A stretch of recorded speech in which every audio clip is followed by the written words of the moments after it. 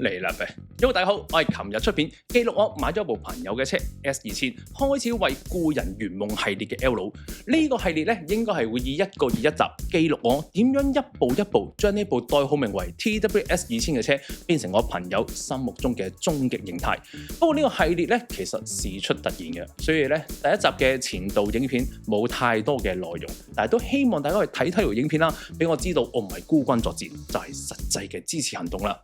進入到 F1 嘅第19站美國站，亦都係同時進入咗我最中意、最期待嘅美洲賽區啊！我最中意咧凌晨捱夜睇比賽之後咧就要爆光做影片噶嘛。佢 DQ 咗線啦！如果你同我一樣係黐咗線嘅話，有睇呢一場美國站直播，可以留言一個美國國旗 emoji 啦。到底今場法拉利又犯咗啲咩錯呢？而 F1 嘅懲罰機制你知幾多？韋斯塔本係咪真係一站關鍵封神嚟一次爭奪世界冠軍嘅逆襲？今日我一齊回顧下呢一場 COTA 美國大獎賽。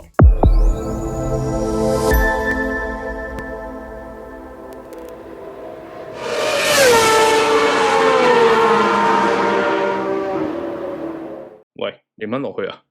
今年咧已經係第2場喺美國嘅比賽啦，亦都係今個賽季第4場衝刺賽，所以又會有2場嘅排位賽。喺星期4嘅賽前咧，由於天氣預報顯示比賽 weekend 咧溫度會超過31嘅攝氏度，所以 FIA 繼新加坡站之後，再度宣布比賽進入酷熱天氣警告狀態，所有賽車咧需要加裝車手冷卻裝置，而最低車重咧亦都會增加去到805公斤。而今場雖然唔係判罰放題啊，但係都有唔少嘅判罰，所以今集一站一個 F1 小知識，我哋講下 penalty F1 懲罰機制。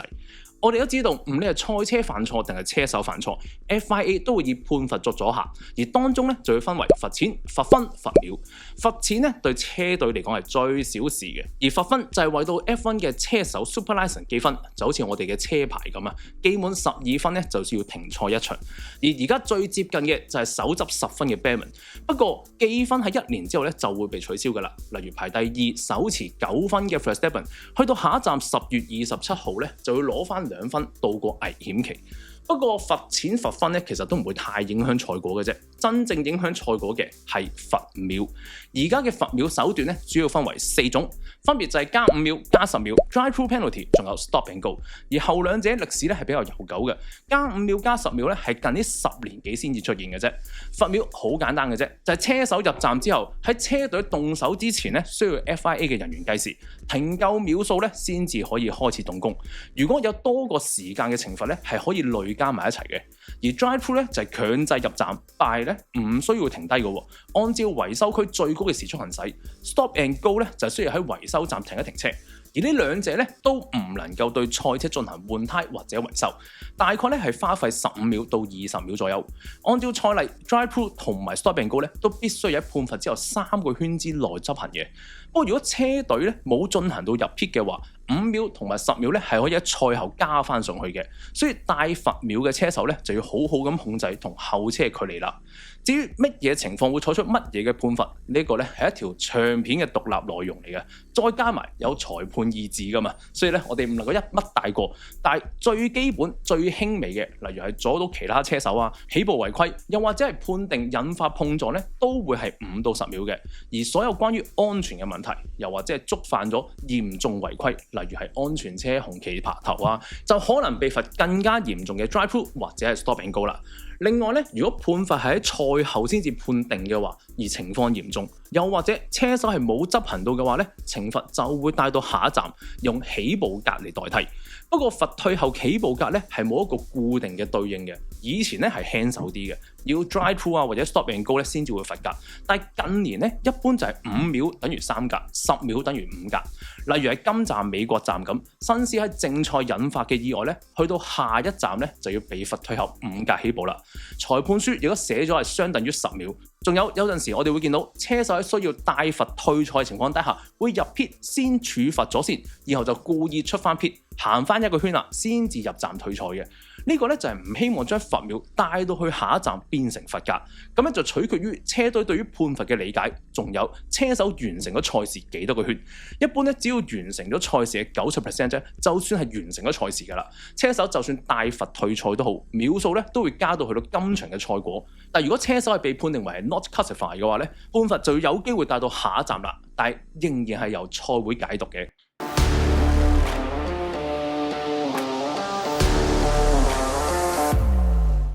喺星期五進行嘅衝刺排位賽，由於大部分車手都喺差唔多時間開始跑圈，導致到有幾個較為後離開維修區嘅車手喺 SQ1 嘅最後一輪跑圈嘅時候都塞咗喺車龍裏邊。兩個 Haas 車手 Gotti 同埋因為首輪跑出賽道而被取消時間嘅 Bortoleto 都冇辦法及時通過終點線展開最後一輪。4個車手加埋 Colapinto 一齊喺 SQ1 被止步。而喺 SQ2 被淘汰車手就分別係遇到冷卻問題嘅 Kimi、Hadjar、Gasly、Stroll， 仲有喺19號彎駛離開賽道，同樣未有有效時間嘅 Lawson。做到 SQ3 啦，由於呢一節咧只係得8分鐘啫，所以各隊都計劃只係跑一個圈，一圈定生死。Sauber 車手侯根堡喺佢唯一一次嘅排位圈擊敗咗羅素，一度上升到領先位置。雖然好快咧就俾 Norris、Piastri 同埋 Verstappen 超過，但仍然攞到第4名嘅佳績。而最後一個跑圈嘅 Verstappen 更加喺第1同第3個 set 裏邊做出一個最快嘅時間，以1分32.1嘅單圈攞到頭位起步。呢個係佢連續3年喺美國衝刺排位賽裏邊攞到鋪。其他排頭10名嘅車手分別係 Alonso、Carlos Sainz、Hamilton、Albon 仲有 Leclerc。19圈嘅衝刺賽喺香港時間星期日嘅凌晨1點鐘開始，全場所有車手都係用 C3 嘅中性胎作賽，但係諗唔到熄燈起步冇幾耐嘅，就馬上上演咗一場三文治嘅意外。先講下先，美洲賽道 Cota 1號彎嘅刁鑽設計。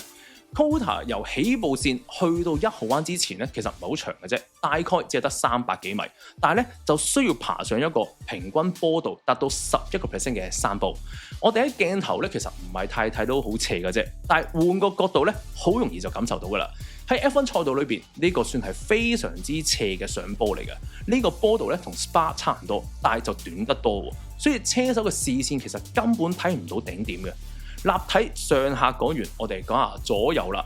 1號彎咧係一個夾角窄到近乎係髮夾彎嘅彎道，角度少於40度。不過賽道設計入彎位咧係非常之闊嘅，打橫可以輕鬆排到10部車，但係去到出彎位咧就窄咗接近一半。所以起步嘅1號彎咧係好容易發生混戰嘅。起跑嘅一刻，頭位嘅 Verstappen 咧順利帶出，完美逃過一劫，而 Lewis 就選擇跟住 Verstappen 嘅中線。不過第3名起步身在 Racing Line 嘅 Piastri 就應聲彈出，跑到隊友右邊入彎，而左後邊咧再有侯根堡。幫喺度進攻緊嘅 Piastri 見到隊友 Lewis 喺1號彎跑闊咗，自己咧就打算扭多啲軚喺 Apex 跑到 Lewis 嘅左邊，嘗試喺2號彎嘅時候交叉走線，同 Lewis 平排爭奪第2名。呢個咧係一個超車爬頭嘅技巧嚟嘅，叫做 Switchback。有興趣咧可以睇翻我以前做過嘅呢條影片。但係左邊先有 Hülkenberg， 再有以為有私家路，走入去 Apex 內線行過嘅艾朗素，最終身在夾心嘅 Hülkenberg 同 Piastri 避無可避底下，雙方隨即發生碰撞。Piastri 嘅左邊車轆騰起咗，並且失控咁撞向隊友 Norris， 導致有 Norris 跣軚左後轆飛咗出嚟。而 Piastri 右邊前避震 pull out 就斷咗，兩個人都冇辦法將架車揸翻返去維修站，只能夠喺賽道裏邊停車退賽。呢個咧係 Piastri 同 Lewis 自2023年組隊以嚟首次嘅雙車退賽。麥拿倫對上一次嘅雙車退賽咧已經數到2017年嘅摩納哥大獎賽啦。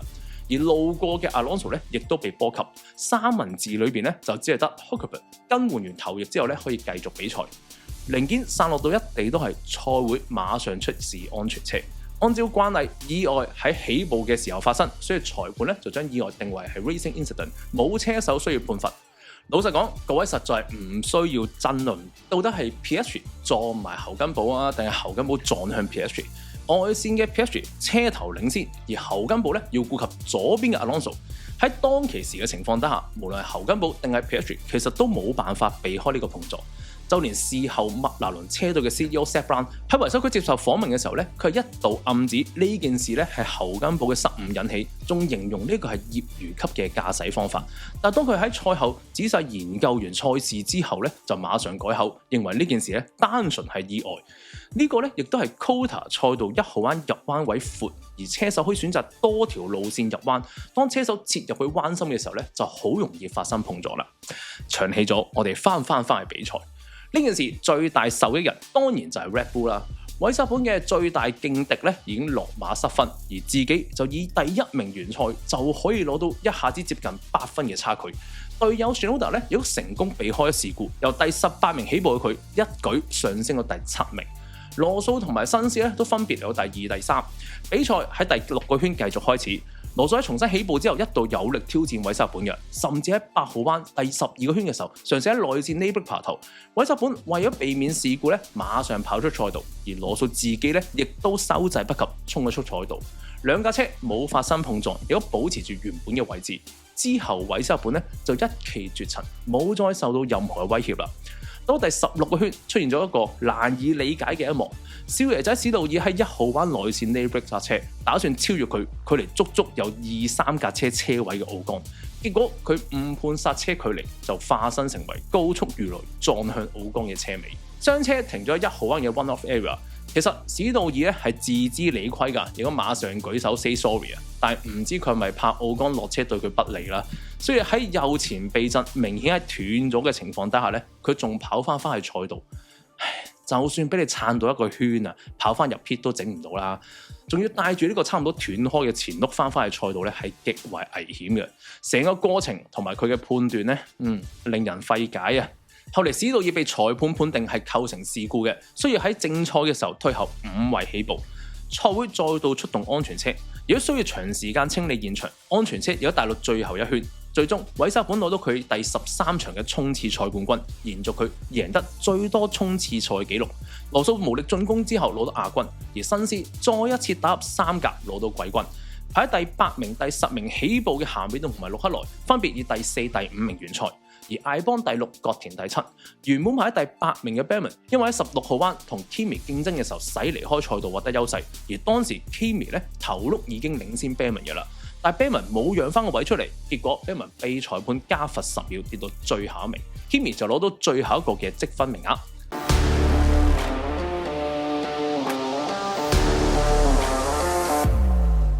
完成咗意外連連嘅衝刺賽之後，各車隊大概有3個鐘頭時間去修改設定和維修賽車，預備下晝嘅正賽排位賽。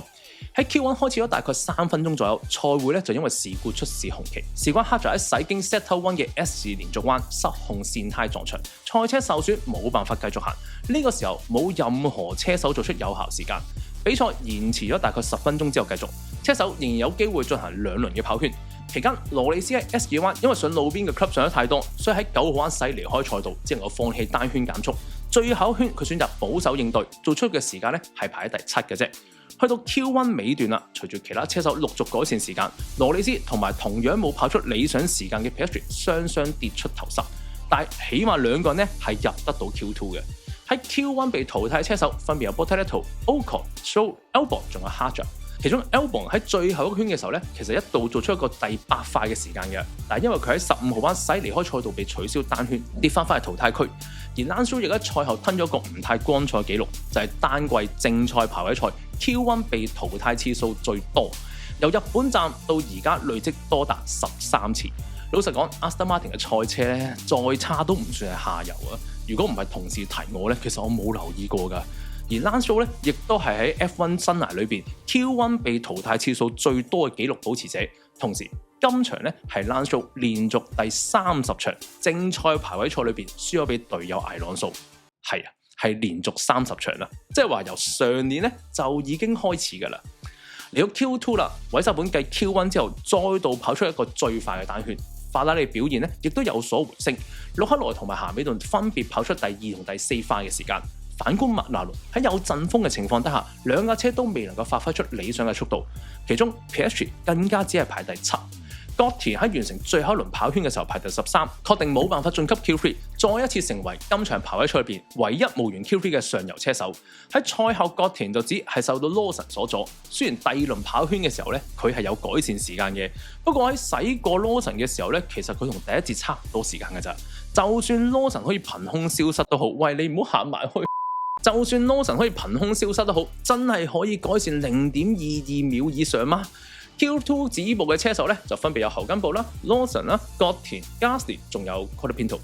嚟到 Q3 啦，羅素喺第一個圈咧就成為咗今個排位賽第一個進入1分32秒大關嘅車手，但係佢馬上就俾3個 setter 全指嘅韋塞本以 0.394 秒嘅巨大優勢爬過。呢個優勢咧，令到韋塞本就算第2輪未能夠講求喺倒數計時器歸零之前開始最後一輪咧，羅素、Piastri 等人都冇辦法動搖佢嘅地位。羅里斯喺最後一圈仍然慢過韋塞本 0.291 秒，只能夠屈居第2名。賽後羅里斯就指麥蘭倫嘅賽車今場實在太難操控啦，冇辦法收窄同韋塞本之間嘅差距。而今站繼續失神嘅 Piastri 更加只係跑出第6名嘅時間啫。最終韋塞本以1分32秒143嘅時間保住頭位，同時係佢生涯第47個鋪，超越咗巴西名宿冼拿鋪嘅次數。法拉利嘅羅克萊咧喺首輪跑圈嘅期間出最後彎嘅時候失控跣胎，但係佢再次跑圈嘅時候成功攞到第3名。其餘頭10名嘅車手咧分別係 Russell、Hamilton、Piastri、Antonelli、Bellman、Carlos Sainz 同埋 Alonso。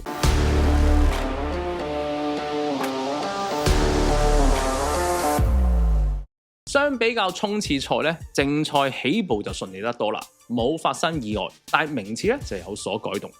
今場又係一場輪胎策略嘅較勁，不過喺繼續講之前咧，要俾大家少少個背景先嚇。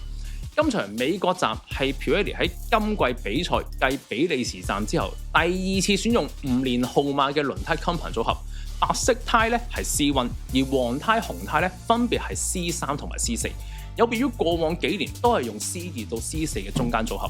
Pirelli 嘅新聞稿咧係冇講明原因嘅，只係話呢個將會係一個有趣嘅實驗，因為今年嘅 Spa 咧係雨戰嚟噶嘛，所以今場咧先係真正可以俾車隊用跳格嘅 C1、C3、C4 亂做選擇，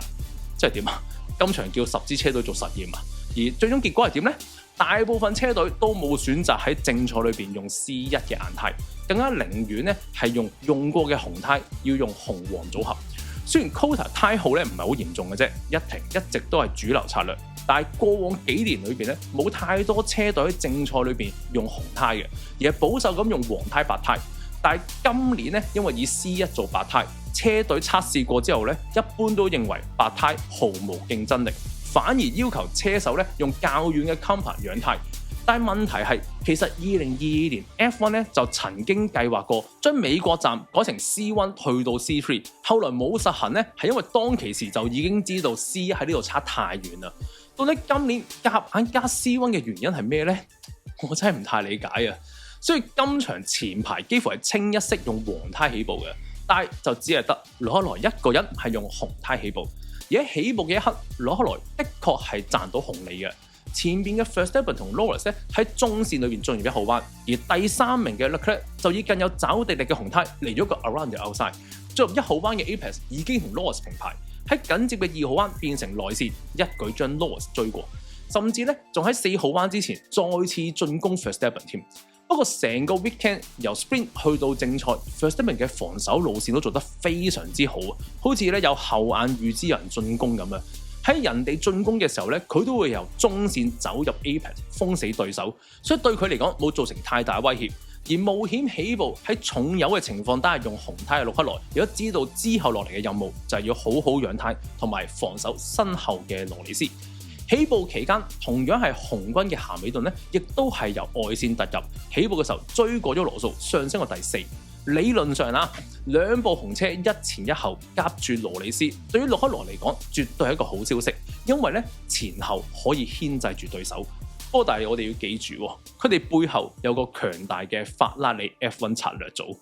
一般一前一後嘅策略係會點樣呢？我哋咧要先了解下先，車手係唔可能全程進攻嘅。首先，現代 F1 咧引擎係混能嘅，電動推動嘅摩打佔賽車動力比例大概 20%， 而喺進攻嘅模式底下仲會更加高。不過電池咧係需要叉電嘅。另外，車手嘅集中力亦都會隨住體力而下降。好多車手都話平時跑圈咧係靠 muscle memory 嘅，但係當對去到攻防嘅時候咧，就好似自己要操控翻自己身體咁。再加埋車手咧，仲要考慮埋仰軚添，所以我哋咧通常都會見到後攻嘅車手都係衝上去攻幾圈，然後咧就要 back off 養身。而當同隊一前一後嘅時候咧，前車喺對手攻上嚟嘅時候就要盡力防守；當對手停止進攻嘅時候，後車就要馬上進攻，逼使到對手去消耗輪胎同埋體力。呢個咧唔單止可以俾前車逃走，又或者仰軚，仲有後車咧都有機會取而代之嘅。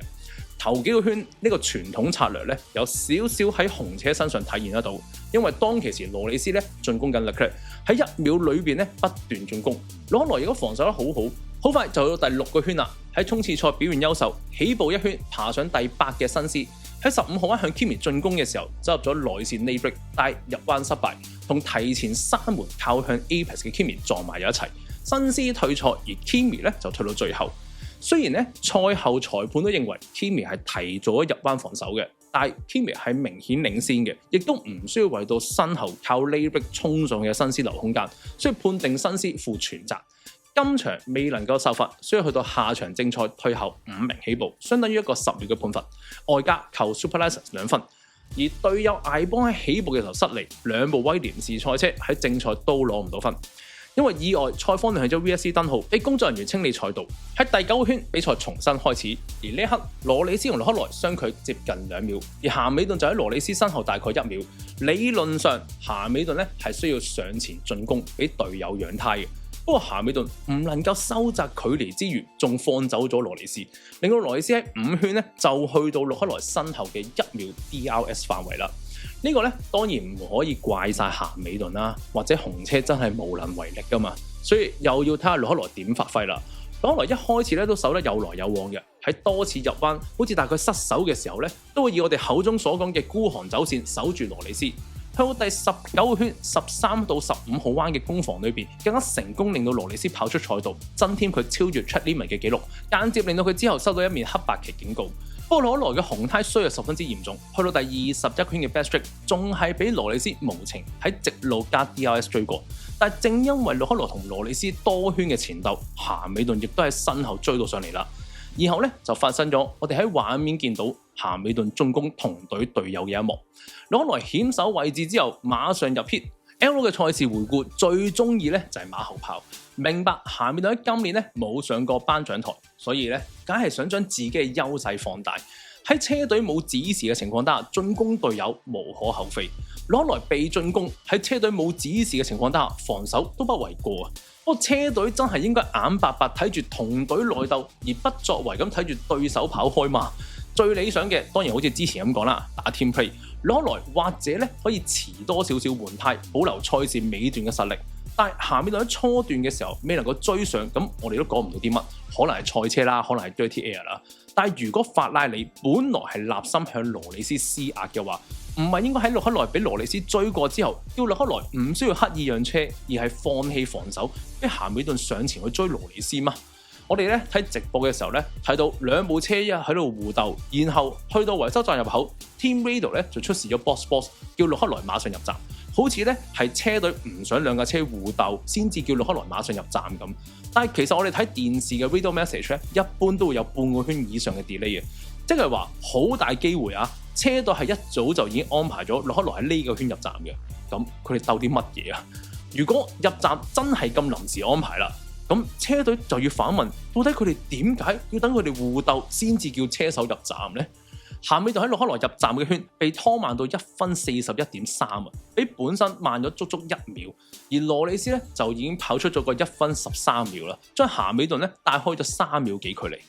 各位紅軍人，原諒我係愛之深責之切嘅啫。不過車隊同車手咧其實十分之爭氣㗎。洛克萊入站之後換上黃胎係十分之流暢嘅，出站之後不斷追時間，仲喺場上面追過2部車。羅里斯喺第32圈入站，得到一個唔合格嘅3秒8 pit stop。洛克萊成功 undercut 羅里斯，雖然手持住黑白旗警告嘅羅里斯進攻咧變得保守，怕再一次超越 Chad Lehman 啫，咁就罰5秒噶啦。而羅里斯咧亦都一度講出 My tyre gone，仲退翻去洛克萊身後2秒，俾我哋啲咩紅軍人一絲嘅假希望。但係由於洛克萊嘅黃胎比羅里斯救咗10圈，喺最後5個圈都係成功喺洛克萊手上搶翻第2，而洛克萊亦都無力再按車隊嘅要求俾對手有壓力啦。最終羅里斯第2名衝過終點線，而洛克萊就喺佢身後7秒幾以第3名完賽。夏美頓喺比賽最後嘅時候報稱左前胎有問題，懷疑係輪胎漏氣，一圈咧慢咗4秒幾，但係最終仍然頂住 Piastri 不斷嘅追趕，攞到第4名。老實講，法拉利有冇可能再進一步呢？或者洛克萊有冇可能唔好咁早換胎？又或者夏美頓喺身後可以迫使到羅里斯犯錯？咁要講落去咧就太馬後炮啦，所以咧我唔再做猜想啦。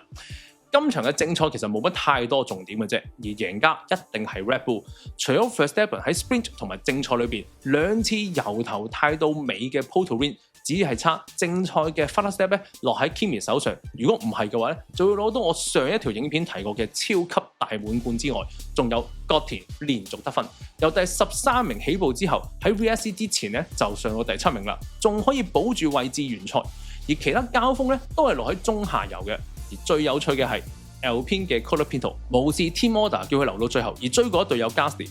不過就係因為正賽冇重點，先係成個積分榜嘅重點啊！因為今場上游互鬥都係落咗喺 Verstappen、Norris 仲有2部法拉利，羅素仲有而家嘅領先者 Piastri 咧都退出咗火線。Piastri 仲要係全場不見蹤影嘅，排位賽失利之後咧就一直喺中上游，最終不溫不火咁上升咗1位完賽。所以呢個時候咧，我哋就要睇下積分榜到底追得有幾咁近啦。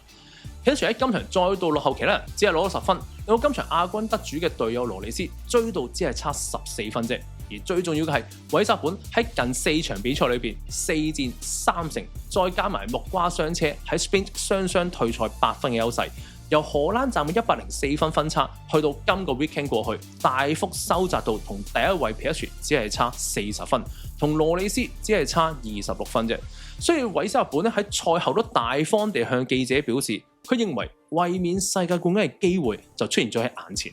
各位，自 F1 引入冠軍攞到25分機制之後，除咗2010年之外，就再冇出現過3個以上嘅車手喺最後5站仍然只係得40分分差去爭世界冠軍。除非之後5站裏邊有某個車手不斷冠軍，而其他2個車手不斷退賽啦，否則都幾大可能咧係喺最後一站先至可以決定出冠軍。韋薩本嘅逆襲絕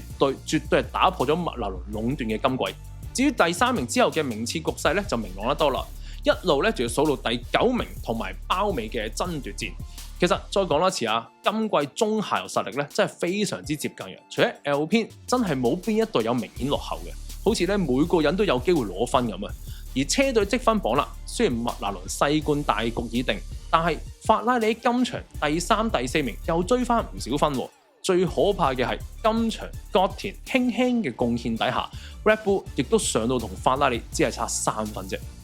到底我下次翻去馬來西亞 workshop 嘅時候，掛喺樓梯代表住車隊榜嘅模型，係法拉利上翻第2名啊，定係 Red Bull 一下就放上第2名呢？真係令人期待啊！今日影片就嚟到呢度啦，經歷過今場香港時間凌晨3點鐘決賽之後，下一場 back to back 繼續美洲賽區嚟到真正嘅大佬啦，墨西哥站排位賽凌晨5點，正賽凌晨4點，再一次考驗我哋對 F1 嘅熱愛。不過 Aero Talk 仍然係會喺賽事1日之後同大家回顧成個 Race Weekend 發生嘅事嘅。最後問大家一個問題，呢個呢係好多人唔準我講出口嘅。你哋覺得韋薩本有冇機會逆襲成功攞到5屆世界冠軍呢？留言發表下你嘅意見啦！最後要感謝對 L 不離不棄用實際行動支持 L 嘅 Patrons 契爺 Families， 對鳴謝 Patron L 契爺有 Andy Yip、Real Now、Ficus One、冠宇煲靈株式會社、L 分 C、FU 777、F1 Marshall、Intomo 6081、許蓋公、志成地產、David、真誠油漆、Jason Jason Lee、Armanif、Diff、TM 小薩、Bin Academy of Mathematics、Lakeview CPA Limited 同埋一眾 L Families 嘅朋友支持。我係 L，我哋下條片再見，拜拜。